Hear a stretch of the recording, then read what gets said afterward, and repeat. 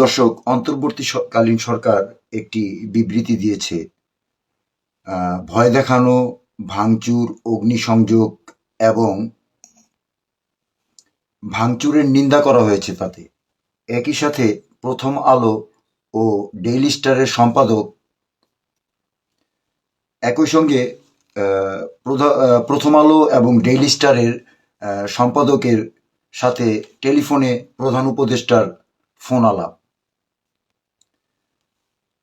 Phone করে প্রধান উপদেষ্টা প্রথম আলো এবং ডেইলি স্টারের সম্পাদককে আশ্বস্ত করেছেন যে প্রেসিং থেকে যে বিবৃতি, সেই বিবৃতি পড়ে আমি যা বুঝেছি তাই বলছি আর কি। বৃহস্পতিবার রাতে দৈনিক প্রথম আলো এবং ডেইলি স্টার কার্যালয়ে বর্বরোচিত হামলা এবং অগ্নিসংযোগের পরিপ্রেক্ষিতে এতে বলা হয়, প্রথম আলো পত্রিকার সম্পাদক মতিউর রহমান এবং ডেইলি স্টারের সম্পাদক মাহফুজ আলম গভীর সমবেদনা জানিয়ে প্রধান উপদেষ্টা বলেন, আপনাদের এই পত্রিকা অফিসে নিন্দনীয় ঘটনা এবং অগ্নিসংযোগ, ভাঙচুর এবং ন্যাক্কারজনক ঘটনাগুলোকে আমাকে ব্যথিত করেছে। প্রধান উপদেষ্টা এই বলে পত্রিকা দুটির সম্পাদকদের আশ্বস্ত করেন, আপনাদের প্রতিষ্ঠানের সাংবাদিকদের উপর ন্যাক্কারজনক হামলা আমাকে গভীরভাবে ব্যথিত করেছে এবং এই দুঃসময়ে সরকার আপনাদের পাশেই আছে। প্রধান উপদেষ্টা বলছেন, দেশের শীর্ষস্থানীয় এই দুইটি পত্রিকার গণমাধ্যম কর্মীদের উপর হামলা এবং ন্যাক্কারজনক ঘটনা স্বাধীন গণমাধ্যমের উপর হামলার শামিল। এই ঘটনা দেশের গণতান্ত্রিক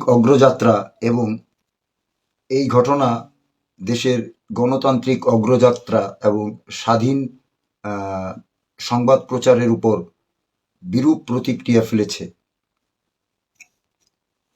টেলিফোনে আলাপকালে প্রধান উপদেষ্টা তিনি বলেন যে সংবাদ মাধ্যম চলাকালে সংবাদকর্মী এবং সংবাদ পত্রের অফিসগুলোকে পূর্ণ নিরাপত্তা এবং সর্বোচ্চ সহায়তা আশ্বাস দিন এবং শিগগিরই এই সম্পাদকদের সাথে সাক্ষাৎ হবে জানান প্রধান উপদেষ্টা।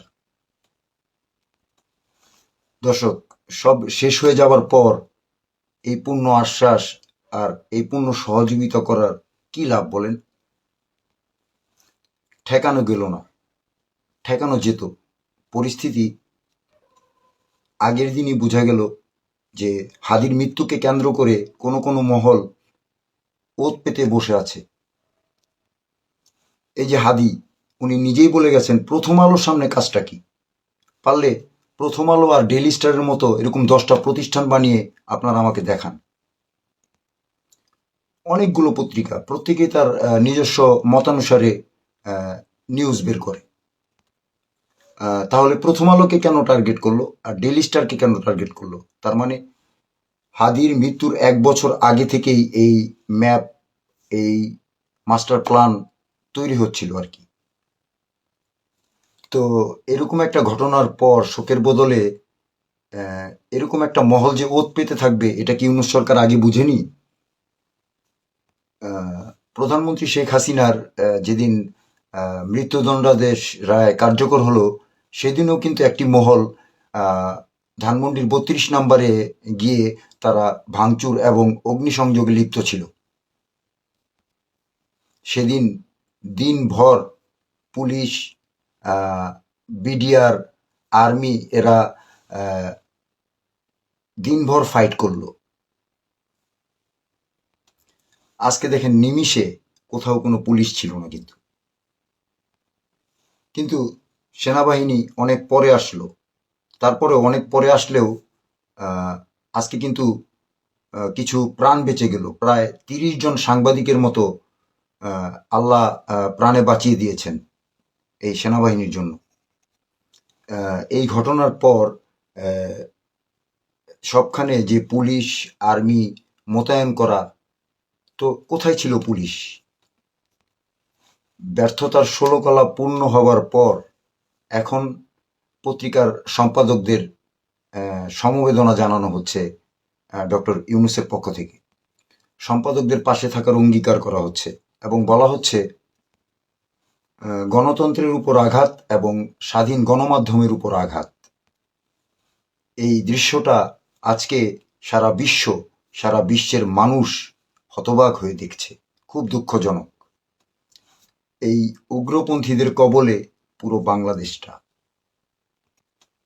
সেই রাজশাহীতে চলছে, চট্টগ্রামে চলছে, এই জেলায় চলছে, ওই জেলায় চলছে। এর শেষ কোথায়? এর শেষ নেই। কারণ ইচ্ছা করেই এমন একটি পরিস্থিতির সৃষ্টি করা হচ্ছে, এমন একটা পরিস্থিতির সৃষ্টি করে যেন ভারত আক্রমণ করে আর ভারত বাংলাদেশে ঢুকে পড়ে। এই ভারত বিরোধিতার নামে এরা আসলে ভারতকে উস্কানি দিচ্ছে, বলে আসো আসো, অথচ ঢুকলে কিন্তু একটাও সামনে থাকবে না।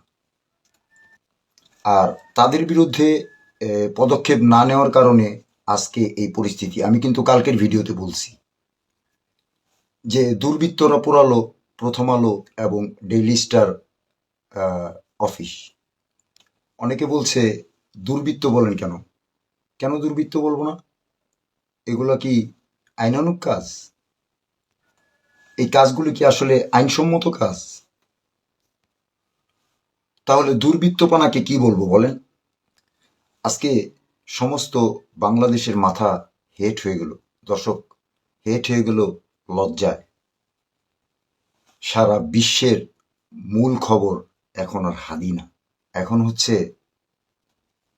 হচ্ছে বাংলাদেশের প্রধান দুটি গণমাধ্যম পূরণে হলো। যে গণমাধ্যম আজকে আমরা পেলাম না, তার প্রিন্ট ভার্সনও আজকে নেই, তার অনলাইন ভার্সনও আজকে নেই। আর এমনভাবে জ্বালাও পোড়াও আর লুটপাট করা হয়েছে যে এই প্রতিষ্ঠানগুলো চালু হতে অনেক সময় লাগবে। কারণ তাদের অফিসিয়ালি ইলেকট্রনিক্স কিংবা তাদের নথিপত্র সহ যাবতীয় আপনার সরঞ্জামাদি একেবারেই তো পুরো ছাই করে ফেলেছে। এটাকে অন্তর্বর্তীকালীন হিসেবে হয়তোবা তারা শুরু করতে পারবে, কিন্তু পূর্ণাঙ্গভাবে শুরু করতে অনেকটাই বিপাকে পড়তে হবে এই দুইটি পত্রিকা। হ্যাঁ, আর এখন নিরাপত্তার কারণে অনেকেই হয়তো কাজ করতে চাইবেন না। আর এখানে আঘাত মানে কি? পুরো গণমাধ্যম কিন্তু কেঁপে গেল। গণমাধ্যম এখন পোর্ট করতে ভয় পাবে, কথা বলতে ভয় পাবে, লিখতে ভয় পাবে। আর একেই বলে স্বৈরতন্ত্র। যে স্বৈরতন্ত্রের কবল থেকে মুক্ত হইতে চাইছিল বাংলাদেশ, হ্যাঁ, সেই আরো গভীর স্বৈরতন্ত্রের মধ্যে ঢুকে গেল বাংলাদেশ। আরো অনেক বড় মপতন্ত্রের মধ্যে ঢুকে গেল আজকে বাংলাদেশ। হায় পরিবর্তন। দর্শক, আজকের নিউজ থেকে আমি সোহাগ বিদায় নিচ্ছি। আগামীকাল নতুন কোনো লেটেস্ট আপগ্রেড নিউজ নিয়ে আবার আপনাদের সামনে আসবো সোহাগ অফিসিয়াল পেজ থেকে। ততক্ষণ আপনারা সবাই সুস্থ থাকেন, ভালো থাকেন, নিরাপদে থাকেন, সেই কামনায় আল্লাহ হাফেজ।